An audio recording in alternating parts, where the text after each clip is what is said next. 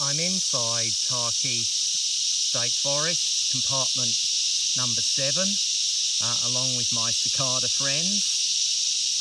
And I'm inside an area, literally the last area in this part of Tarkeeth that is free from logging. And I just wanted to show you how complex the issue is about protecting koalas and the significance of habitat, not whether an area is zoned native forest or zoned plantation or in a koala hub or inside the provisional Great Koala National Park assessment area. As I've said before, it's all about habitat. So here is the assessment area inside the orange boundary. The government to date is still excluding plantation areas from the assessment, despite their habitat value. And all these dots represent koala sightings. And I would just like to make the pretty obvious statement that there are significantly more koala sightings inside the plantation area than there are outside.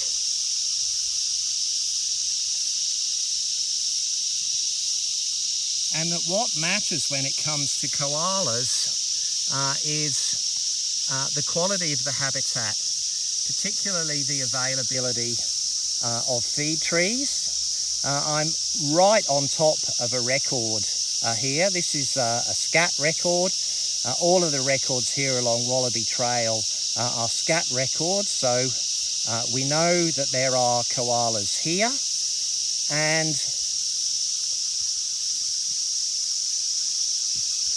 this is high quality koala habitat. We've got tallow woods, we have blue gum, and we have grey gum. And I would just like to emphasise for those of you who saw episode 2, the pretty low quality of the koala hub that we saw that had already been set aside inside Scotchman, and the amount of lantana. There is no lantana here. This is a very healthy regrowth forest. Koalas don't necessarily need old growth. They don't even necessarily need native forests. They need habitat. And this is prime koala habitat. And this time next week, the clearfall operations will start. So I'm a little bit further to the north now, inside the remaining area of forest here that's planned to be clear felled by forestry. They claim it's plantation. What matters more is that it's koala habitat. And I just want to emphasise that these areas that forestry claims are plantations are full of original forest. This is a really lovely fig, native fig, and its existence means that all these other rainforest species have been able to sprout in its wake, as all the fig-eating birds have come here from other rainforest areas and deposited their seeds. And this is a really, really significant microhabitat. And forestry has given it absolutely no recognition whatsoever. Along with all the other remnants in this forest, they're completely ignored. And if it wasn't for citizen science, areas like this would simply just go under the radar and disappear. And again, to make the point, here is a large brush turkey mound.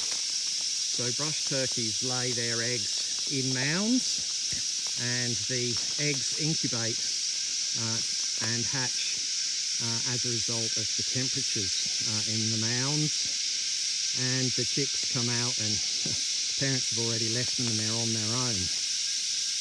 But again, this tree and this microhabitat is absolutely critical for the maintenance of the biodiversity values here inside this area forestry claims as plantation, and we claim as important koala habitat. There's no hubs in Tarkeeth, and all the plantations are excluded from the assessment area. This has to change if the koala is to not go extinct. Back in 2016-17, forestry made a big noise about how it was replanting inside plantation areas with a mix of blackbutt and tallowood. And the tallowood was supposedly for the koalas. I'm in a tallowood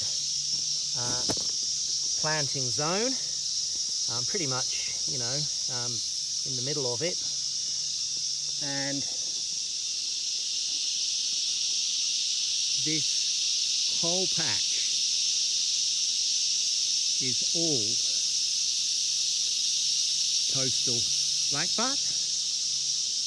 I've gone through the area and I've managed to find,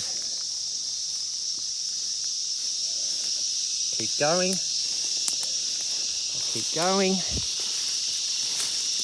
I've managed to find one tallowood.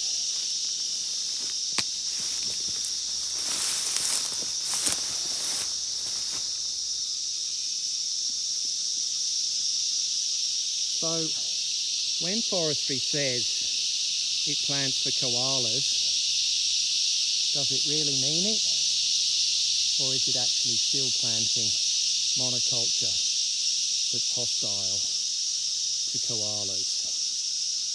Tarkeeth would be far better off in the greater koala park than in the hands of forestry. I'm still in Tarkeeth State Forest, and I just want to show you how beautiful it is. And if we just allow those plantation areas to return to native forest, within a matter of years, Tarkeeth will be restored.